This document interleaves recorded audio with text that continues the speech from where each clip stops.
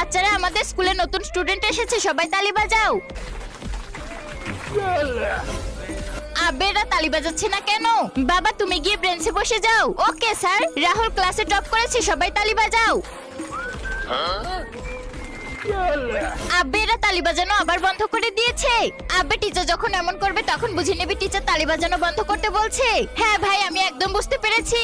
আব্বে শালা এটা কি লিখছে? নতুন স্টুডেন্ট ক্লাসে কথা বলছে। আব্বে শালা এদিকে দেখ, তুই এটার মানে জানিস?